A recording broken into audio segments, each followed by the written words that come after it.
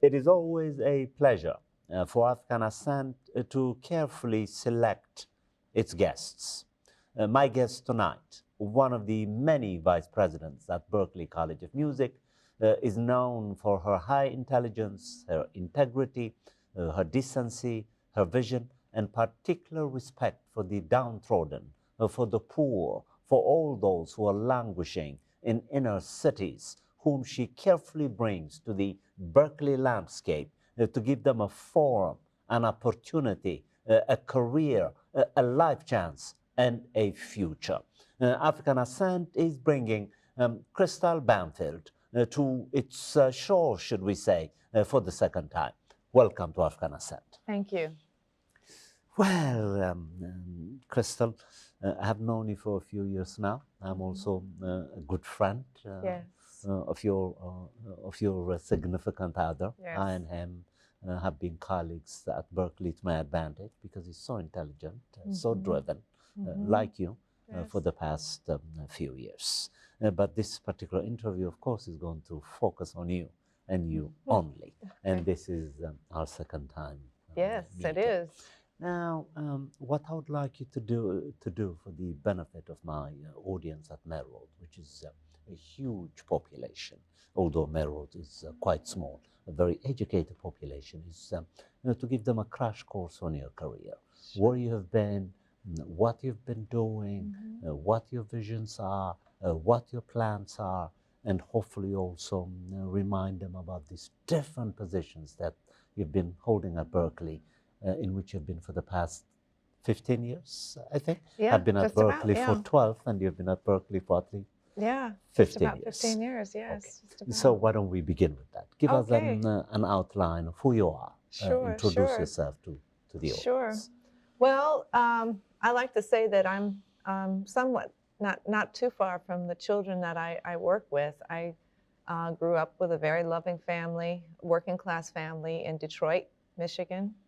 And Detroit was home of Motown, of music. And I came up at a time when music had been really important, and also we're talking about the 60s and the 70s, telling my age here. But that music was always, you know, it was part of who we were at that time. Always listening for the next tune to inform us of what was going on, to inspire us. It was also a time when, just post US civil rights, that it was important to be the first in doing everything, the first to go into a particular restaurant, Yes. all those kinds of things, but really making great strides, working very hard, doing well in school, but also looking to after school programs. But for me, of course, it was music. So I started studying music in public schools, but it started before that in the church community. So I had a very supportive community, and decided very early on, because I was a shy child, that music was a place that I could find myself, find my voice, also find my identity, because you had school music, and then also you had the music that you would listen to of your culture. And it was all of that together that I would say would lay that foundation for the person that I am today. When I fast forward, I went to public schools throughout, performing arts high schools, and then college to study music education, performance, doing all the things that a young college person would do, but also really doing a lot of volunteer work, teaching very early on, working with communities. It was that time that I began to formulate my philosophy for leadership, which is a service leadership, where you're really providing the opportunities to empower young people, empower people so that they can find themselves and feel confident. It's the way that I felt confident my first time taking up an instrument, and also feeling validated in my culture from the music. So I began to really just take that charge, and as doors continued to open up through doctoral program and everything, My doctoral work and professional work continued in nonprofit sector and also in higher education, where I was both teaching as an adjunct and then also working with nonprofit community programs where I was director of education and I was doing a number of arts programs both with churches but also in interfaith communities, but also public schools and after-school programs across the country. But it provided me, again, the platform and opportunity to continue to build on my personal experiences, but also learned experiences from so many other people. And again, using the power of music to really help to motivate young people and help people to feel confident and find their voices. Fast forward, I've been now at Berkeley, as you said, for almost 15 years. 15 years, yeah. Really proud of that. I've been excited to be part of the leadership team for a program called Berkeley City Music. That program is actually in its 25th plus year. Wow. Of providing opportunities primarily for those who are coming from underserved communities. We provide music education, and the whole focus is in particular with youth development. So it's a refined thinking, if you will, in terms of what the power of music can do. But of course, being Berkeley, we focus on that skill development. So it's an infusion of youth development and skill development in music. We started first in the Boston community, greater Boston community, very organically, again, just addressing a need that was there at a time when a lot of the music programs were being cut. However, now a lot of music programs, in particular Boston public schools and surrounding communities, have come back, although not at the force that we would like to see in some places. But we work collaboratively with the music programs to help to provide any kind of gaps. But in particular, for young people who are coming into the programs, their families oftentimes can't afford to do, you know, the added kind of private lessons or instruments and what have you. And so we provide all of that. And we've watched any number of youngsters make it through, you know, the program and go on to do fantastic things. This year we had a 99% rate of students being accepted to colleges. Wow. And these are students who are coming from, we're now an international program, and so we have 47 partners across North America and our first in Quito, Ecuador. And these are students who have been coming through our 5-week summer performance program, but also work very closely with us in terms of the resources and training that we provide to their community, their small community programs that exist in drop-in centers or their public school. It's a large variety of partners that we have. Incredible. Yeah. And now we're going to go to the details of what you've done, which is quite considerable. Why don't we spend some time talking about your educational background, the BA where, master's where, the PhD, what did you study, and so on. Sure, sure. At the bachelor's level, I went to a historical Black college. I went to Howard University in Washington, D.C., where I studied music education, and I minored in both violin and vocal performance so that I could have a very comprehensive degree experience so that I could be versed. But also I came in with those strengths. While I was there, being in Washington, D.C. and growing up in those years, you know, in your college years, is a great place in many ways because you have access to so many other schools. Yes. And in many ways, there's a lot happening in that city, you know, where you have access to embassies and all kinds of information and resources, and the national museums are there. So it was my first time to be able to take trips to go abroad and to study in two countries. I was able to go to Germany when at that time it was West Germany, and then also to Italy to study as well. you know, it just begins to open up your Yeah, thinking, exactly. and the way in which you begin to build yourself, your portfolio, and how you apply what it is that you're doing, you know, in the work that you're doing. Then I decided, you know, I really need to have a strong craft. It's great to be a master of many things, or jack of Yes, many trades, rather. like And me now. right, but you want to have at least a Yes, master of one or two, maybe. yes. So I really felt strongly about singing, Mhm. as a place where, you know, the human connection to voice is so, um, you know, it's just so personal. That's the first sound that we have, are the sounds that we make. And so I was very fortunate to go to Indiana University in Bloomington, Indiana, Wow. and I had an assistantship there to support my work. And I studied with a renowned singer who's passed on now, but she was one who broke the color lines in opera. And I also did too at Howard University. Mhm. Worked with several renowned Black faculty as well.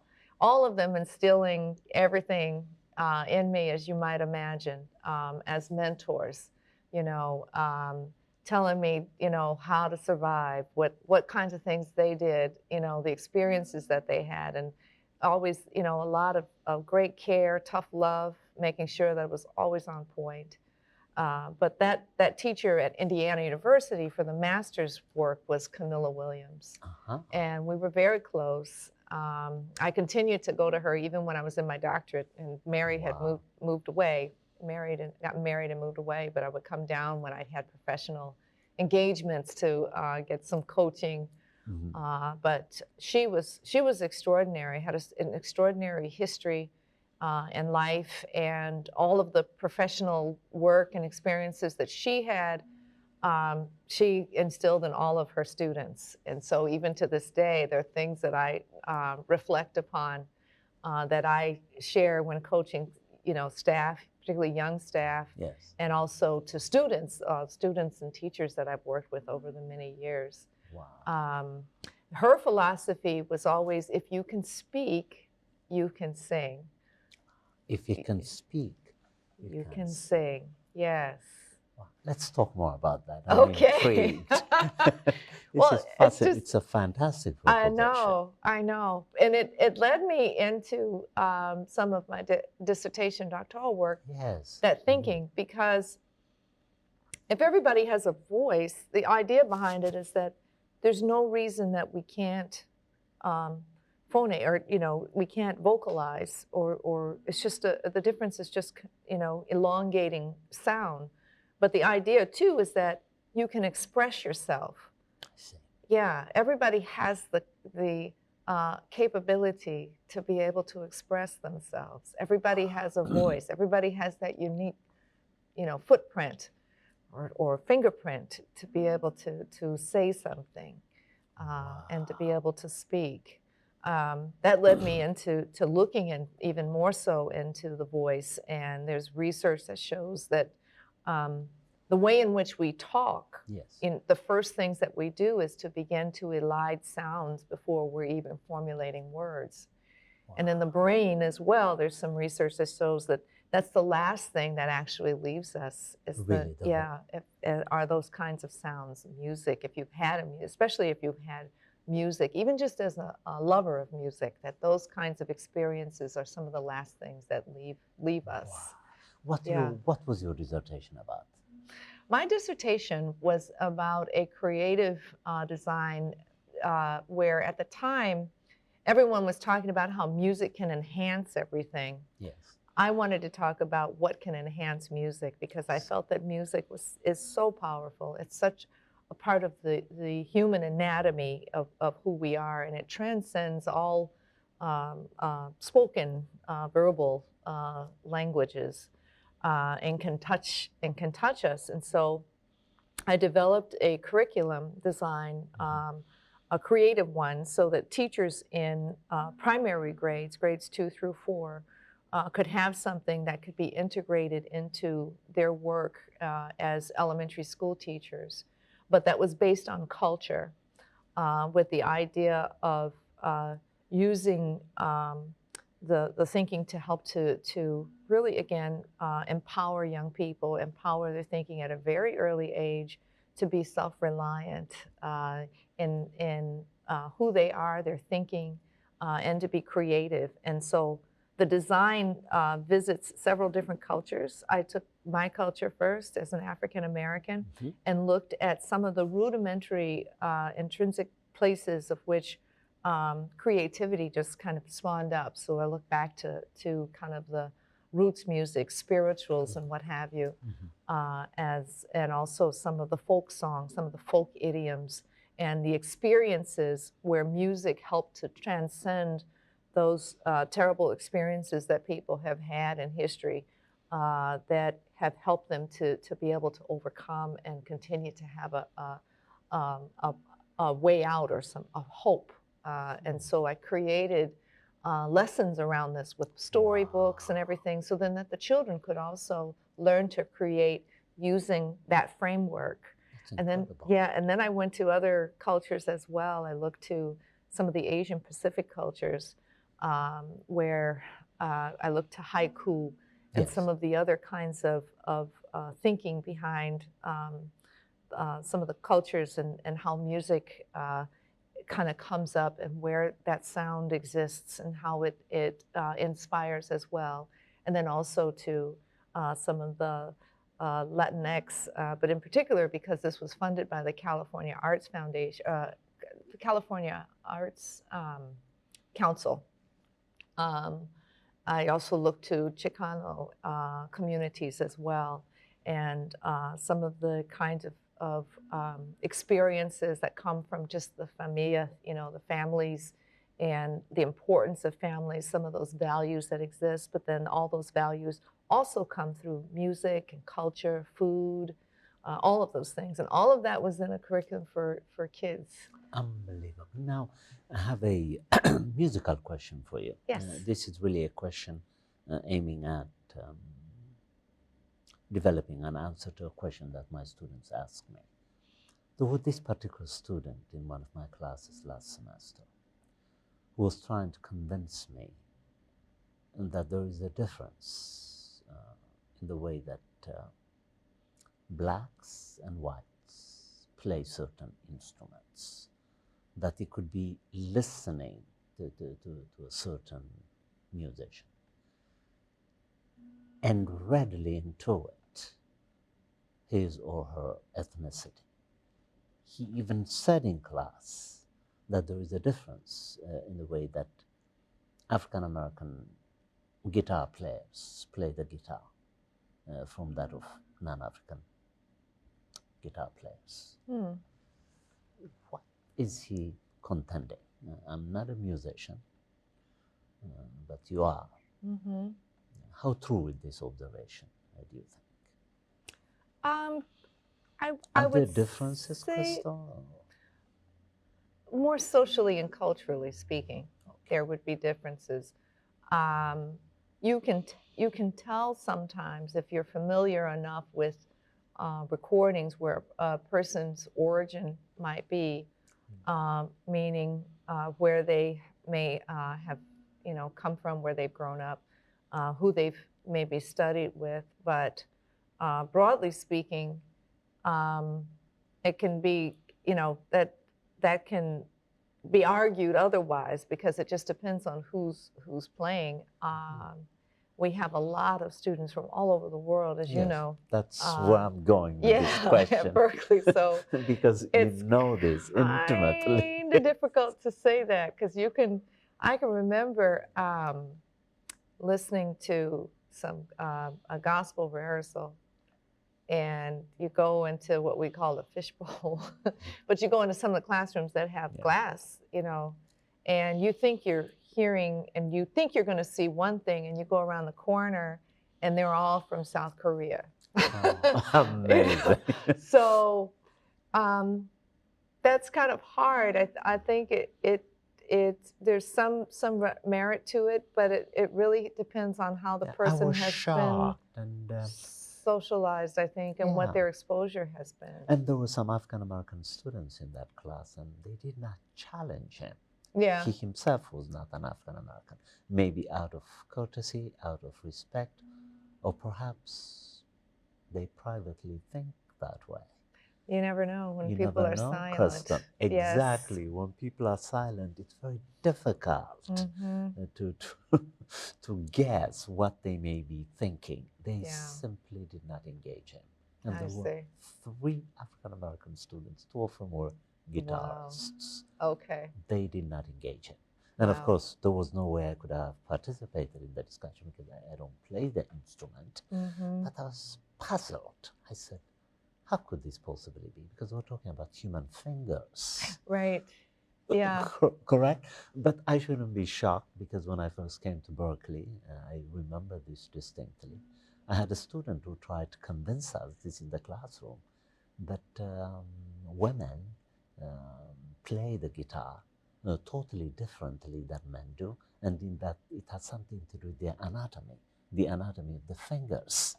I remember this conversation. Interesting. Interesting, isn't it? He was pointing to his fingers. He was developing a whole theory around the size of the fingers. So I'm taking this opportunity to learn from you. Now, what I'm more intrigued with is the dissertation, the claims that you have made on the behalf of the Voice, and how this has helped you to launch all these incredible programs that you've been spearheading at Berkeley. How did you bring in your research, the curricula that you designed to become vice president of several positions? Huh? City Music is one. You kept on getting promoted, Krystal, every 5-6 years, correct? And I'm trying to keep track of these positions, and I'm trying to distinguish them from one another. Please distinguish them for me. Let's begin with City Music, then the outreach program, and now educational research. Education outreach, Education. Social what entrepreneurship. What are the differences in social entrepreneurship? Please. Okay, well, some of it has to do with the business plan of the institution. Where they see the vision and that there's something there, there's a need, there's a call, there's financial support. That's very important. Very important. And with all of those, and then with a visionary and the president of Roger Brown, who, as you know, comes from a place of youth development, the work that he and his wife had done for many years, to include the work with homeless children as well. Horizons, Bright Horizons for homeless, Bright Horizons, and then also Bright Horizons for homeless children. Homeless children. Yeah, it's a fantastic model. With all that support, then the idea behind this is that there would be these opportunities to look at this program that was actually created by Curtis Warner, who's now who left junior. Us now. He's retired, right? He went to Michigan, right? Is it to Michigan? Detroit? No. I'm from Detroit, but he's here. He's here? Yeah, he is here. He was wife. But I think just the vision and the people who've been around it, and it's just such an important, incredibly important, and been so successful. I think my work is just having that deep understanding, commitment, and then just getting out of the way, making sure that the resources are there, that the folks that are involved are well-meaning, and that they're also equally, as passionate and engaged. From the teachers, to staff who are also trained in youth development, to the students, so that everybody is working really in team in the work that we do. I started first as director of the program, and I came in because I had the curricular experience and national experience as well, working with communities, because there was a vision to expand it so that it could reach other places. Okay. And it was quite organic also in that it mirrors one of the other programs that Berkeley has with global initiatives, where there's schools around the globe, around the We'll talk world. about that towards the end. Yeah, there's schools around the world that are teaching where those resources weren't available. And of course now there's hundreds, if not thousands of alum who've gone on to do wonderful things, who are back in their communities and teaching. And it's become an affordability thing as well, which is now really also my focus, because college in general is expensive, but you have people who have dreams and who not only deserve the opportunity to pursue it, but we need it. We need to have people who have these skills to go back into their communities and be an inspiration to them and be leaders, where music and the arts can give folks their sense of humanity. It can help to provide some truth for them in so many ways, as well as healing in so many ways. So I think the work is so important. But yeah, the program continued to expand. I became a dean. I was senior director, then a dean. Then a dean, yes. Yeah, then a dean. I can't keep up with your promotions, Krystal. They're so rapid. Well, it's a blessing. Yes. I think this is it. And then the banner had a major article on you. Yeah, that was really, article. it was very, a year ago. Very glowing. I'm very proud of you. Yeah, it was wonderful. So, yeah. And you were very grateful. You were not blowing your horn, as you always say. You said, I'm blessed. Yes, very blessed. Very, very unusual. Yeah. I was so humbled by it. Now, I've taught some of the students in your city program. In my philosophy courses, each and every one of them was grateful to you. Yeah. How do you recruit the best and the brightest from these inner cities? Do you travel? How do you do it? Sure, we work through our community partners. So everything from boys and girls clubs to school programs, public schools. Yes, nationally.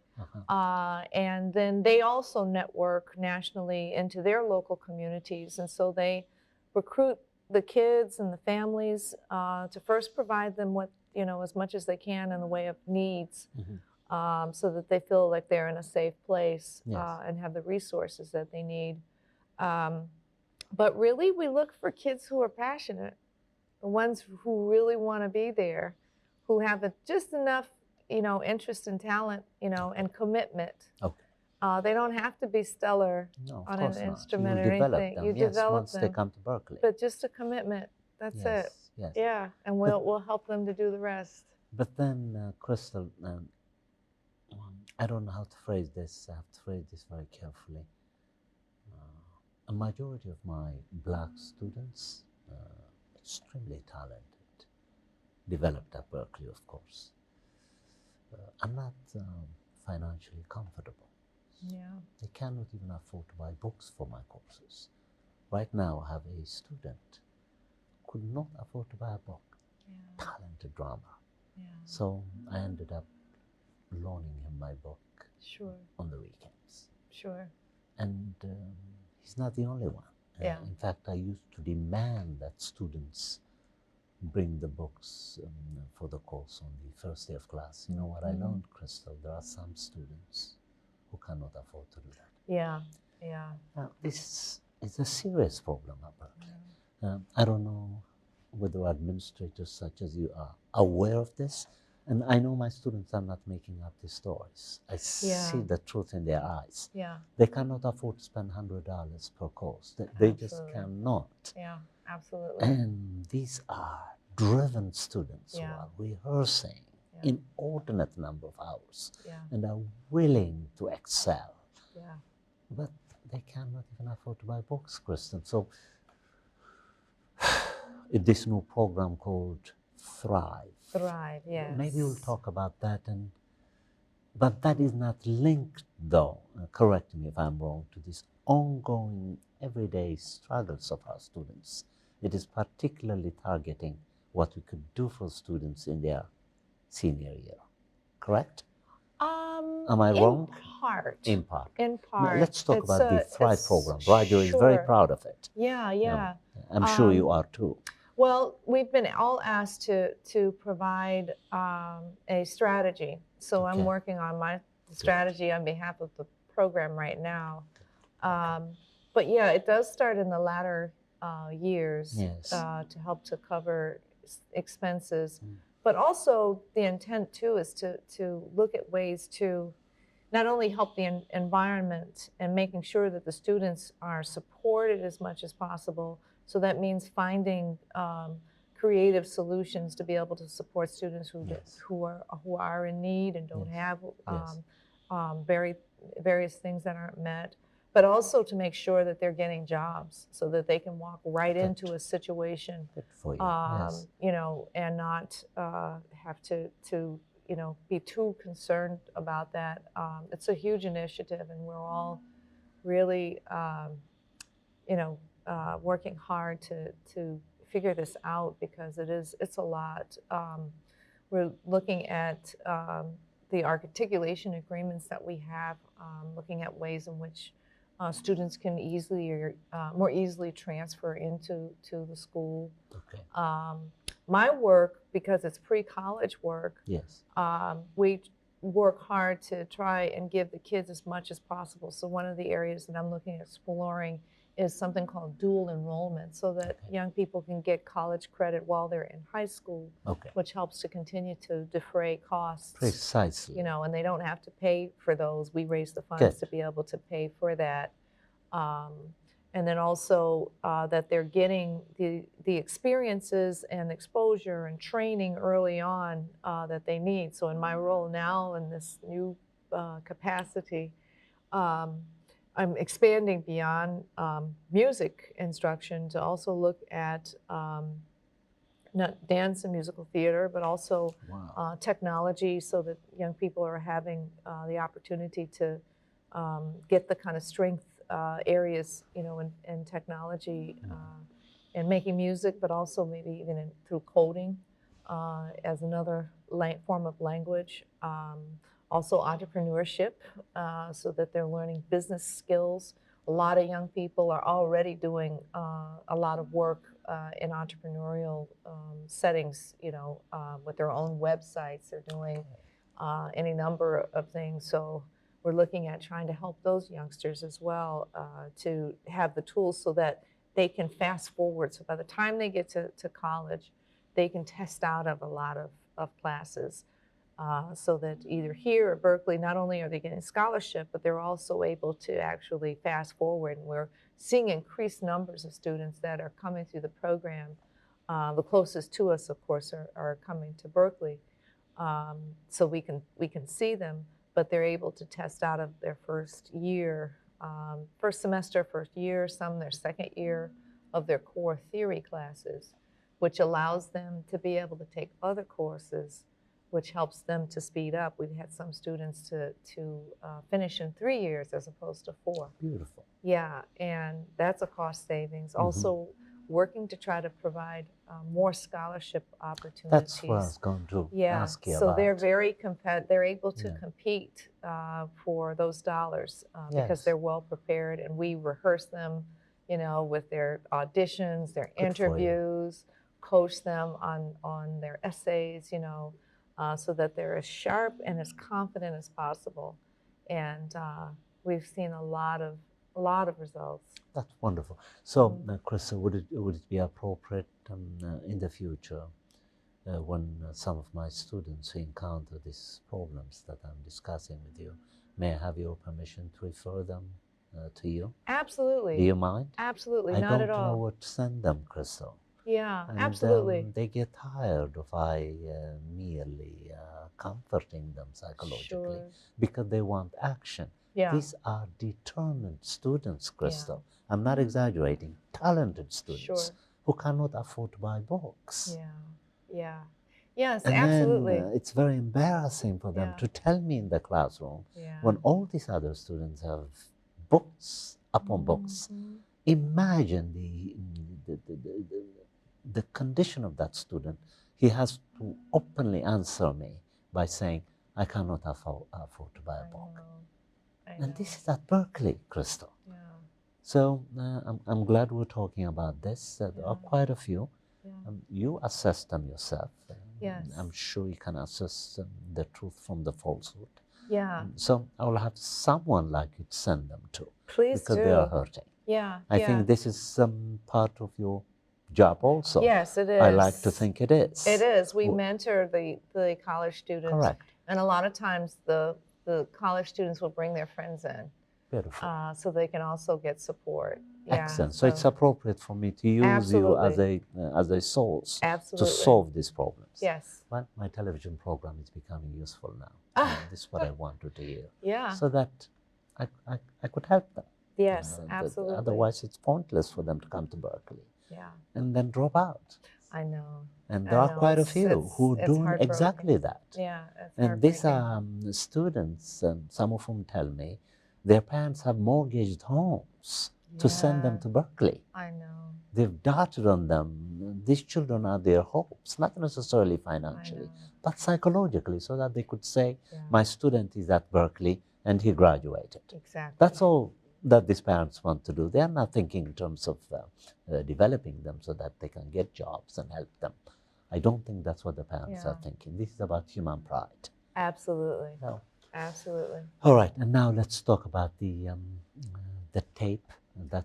Sure. Yes. Absolutely. Introduce what is in that tape. Okay. Krystal, the South Africa project. Yeah. Yeah, please. So in our work, there are a lot of people in need and people who realize, again, the power of music, the power of what it can do. And we're increasingly a smaller world because of technology, because of the way we can communicate. And a few years ago, we had a program in South Africa to reach out to us. It was introduced to us actually through a person who is responsible to an organization, a foundation that provides funding, scholarship funding, but for the most needy of our populations. And he suggested that they give us a call, and they did. Wow. And they said, you know, we have a situation where we have young people, and we want to see them be excited about their own music. That's beautiful. Yeah, they've just started to learn jazz, but there's so much more. And so we look to Berkeley, but in particular, because you all have the experience with youth development and working with underserved populations, in particular, students who've been traumatized or who go through those cycles of poverty, families and what have you. We would love to have you to come, but also to work with our teachers as well, to teach them the thinking behind the work that you do that looks at the social cultural context, which is very motivating for our young people. It goes back to the story of hearing the music and when I was growing up in Motown, but how validating it is to hear your own music in your own community. And so they raised funds and brought us over. I took a team of teachers over, and we spent time with them about 10 days. And we taught children who were coming from some of the communities, some of the township communities, and then also their teachers, some of whom were professional musicians. And then also we did some work with a program that's at Stellenbosch University that kind of has a Head Start program for young people who are wanting to pursue a college degree, but to give them a little bit more support and helping them to further along and also have a lot of confidence in who they are and what it is that they do. And we made friends right away. We got involved. The teachers, all of us, and we've had the students continue to communicate with us, the teachers continue to communicate with us. It's grown such that we had one teacher from one of the Nelson Mandela programs there, schools, who would like to collaborate with us. That's incredible. To develop a training course so that we can talk more deeply about culture and some of the challenges that exist in using music as that vehicle for awareness and understanding, and again, as a place for empowerment. Wow. Yeah, Wow. yeah. So that video is one that we did to be able to kind of, they call it a sizzle reel, Yes. to talk about the work that we did together. Excellent. We're going to include it as part of this interview. Okay. We're going to post it. When I post the YouTube, it will be integrated with this interview that we're doing. And now I think we have a few minutes left, and let's think about what you think is in the horizon for your entrepreneurship at Berkeley. Sure, sure. What do you envision is the future of this position for which you are grateful, in which you have been appointed? Yeah. What kind of dreams do you have that Um, you'd like to realize during your Sure, tenure? sure. I'm sure you do. So Yeah, absolutely. That this is a real movement that that that we are really able to galvanize the support of people, where we can be able to show, certainly we know the evidence of the work, but also that in that work that our young people are able to have these pathways that are get them well in advance, so that they're able to save that money in what it is that they're doing if they want to pursue college, but then also that they have this pathway towards career, and that they really have a purpose in mind, and that is really evident. But it's also something that is cyclical as well, and that we're able to also help to build capacity in other communities around the world. And this is some of the partnership work, collaborative work that we've begun to look to through our one of the departments at Berkeley called Global Initiatives. The program in Quito, Ecuador is a perfect example of the school that's down there. The college has an articulation agreement with us, the college, and they're able to go for a couple of years. Students can go there to college and complete a Berkeley track of the core classes. And the idea behind the person who's the founder of this concept for the after-school component is that those students would then be able to have jobs immediately teaching in some of the more affluent communities. Very but smart. that the children that are coming there, Yes. whose families are paying, then those proceeds go to help to support the kids who can't afford. That's and wonderful. Already we've had students just in the first year to be able to come up and attend the 5-week program, the summer program. This is remarkable, Krystal. It's quite exciting.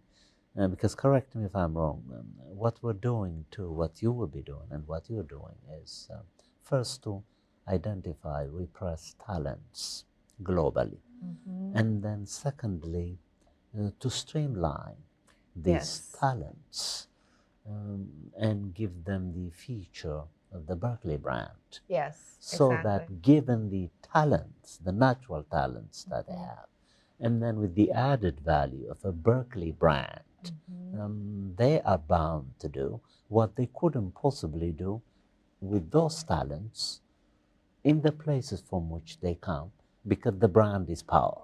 The Berkeley brand is power. This is consistent with what I try to tell some of my students who are on the brink of dropping after 2 or 3 years. I cynically tell them, if nothing else, graduate from Berkeley with a brand that is bound to help you. When you go for these interviews, it is going to make a major difference when the interviewer discovers that you're a Berkeley graduate. The door will be open to you. Correct me if I'm wrong. This is how I try to motivate them to stay at Berkeley. It's a very cynical argument, but it's also realistic. The brand is what you need. Otherwise, the talent that you have will not be recognized. There is a difference between having a talent and graduating from Harvard and having a talent and graduating from a community college. The community college should be a stepping stone to come to Harvard, but the end should be Harvard, so that it can use Harvard's name to get recognized even more. Yeah. Because in a given lifetime, we're going to have only an X number of princes, an X number of Michael, Jackson, yeah, right? yes, limited number. Exactly. But we can expand the number of potential successes Yes. if we give them our brand. Absolutely. And Berkeley is a powerful brand with leaders like you. Yeah. Am I on the right track You on are. this? You are. Yeah. And then, of course, I've talked about expanding our offerings. So music is at the core, but we're also partnering with Boston Conservatory at Berkeley Excellent. to provide increase our numbers, but just access really for dance, and then also musical theater. Other two very powerful, disciplines in terms of empowering young people. That's so right. that they can find themselves. And a lot of those things, again, they're already doing, but why not provide them with the education early on, so that they can, as you say, have that brand and be able to go out and do something. Precisely. Yes. Because that brand speaks much louder than your talent. Yes. Because the interviewer cannot readily see your talent. In order for the interviewer to experience your talent, you better have a brand with which to tempt him. Yes, or it gets tempt the her. door open, right? To get the door open. Yeah. Exactly. And now, at the expense of making you shy, I'm very proud of you, among other things, because you have become a symbol of the successful woman at Berkeley. Look at where you're sitting, Krystal. Thank you. Look at the images and hopes that you're creating for women. Yeah. I'm not racializing this. I'm speaking about talent. Race is an accidental outcome. If you were not talented, it doesn't matter what your color of the skin is. You would not be where you are. You are where you are precisely because you're talented. And you're sending now a message to women like you to become like you, because you have opened the door now. I know what it means to sit on the position in which you're sitting at Berkeley. Yeah. I know it. Yeah. So I just want you to be proud of that, because the word pride never comes out of your mouth. You're always saying you're blessed. Of course, you're blessed. Yeah. But I also want you to know that you have set standards of excellence for women at Berkeley and beyond. And now, before we end the interview, I would like us to talk about what I call the diversity condition at Berkeley. Are you satisfied with how far we have come at Berkeley? We've talked about this in your first interview, if you recall. Yeah, we have. It has been a few years since then. Yeah. I think that it continues to evolve. I think it's an ever-growing thing. I think that in comparison to other institutions, I think we're doing pretty well. But there's always room for growth.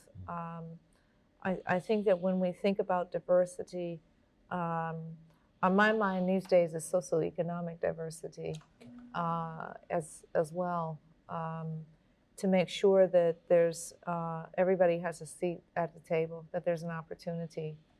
When you talk about the talent and hard work, of course, that everybody has that opportunity to be there, because there's too many voices that could be missed. There's too much that could be lived and shared and learned from each other. You always want to give every young leader that opportunity as much as possible.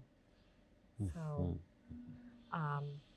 yeah, I think it's coming.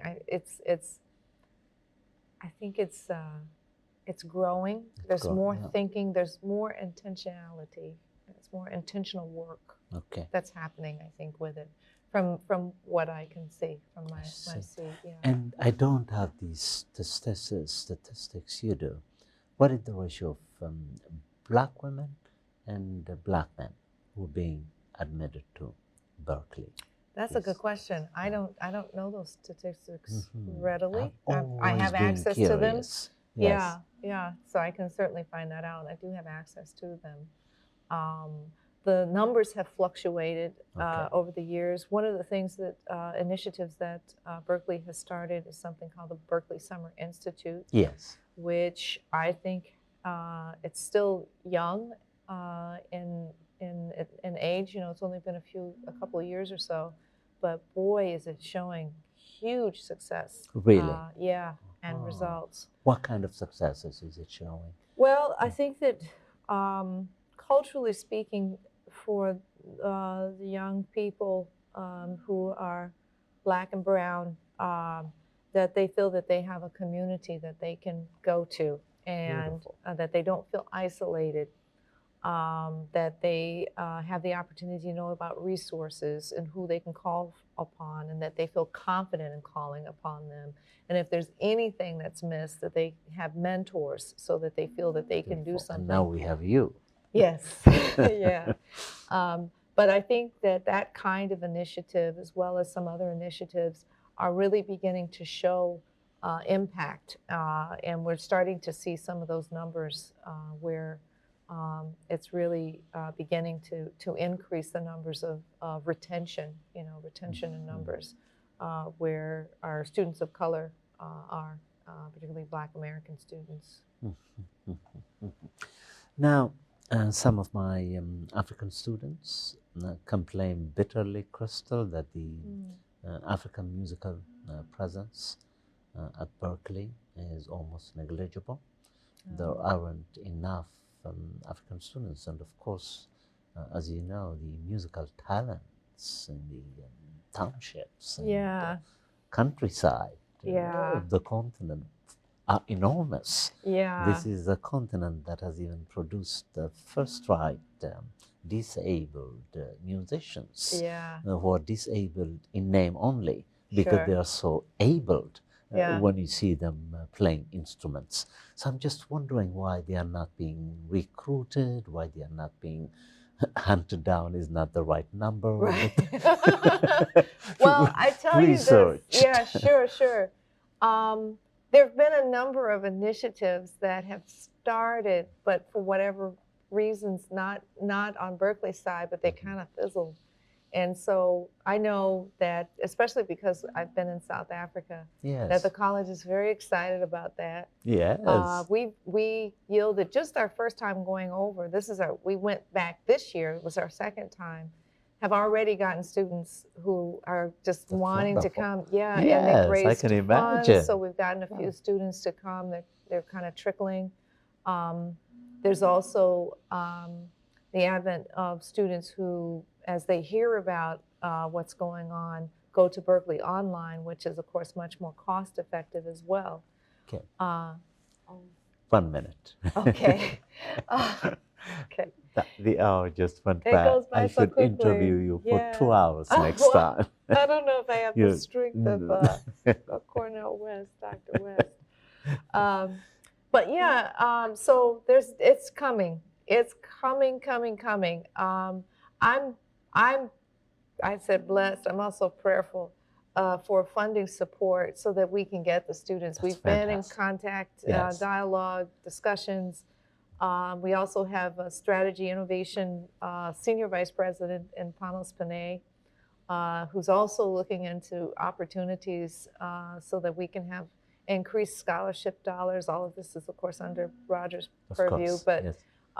to really try to have some pathways, some streams that come from the different parts of the continent. That's incredible. And as you know, of course, so it's coming. it's coming. And It's coming. Yes, we're quite lucky because our president, Roger Brown, has an extensive experience, Africa experience. Yes, he does. And he's a lover of Africans. He really is. And I think that is going to help our cause. Yes. This has been your host, Theodros Kiros, for African Ascent with Krystal Banfield from Berklee College of Music. Thanks for staying with us.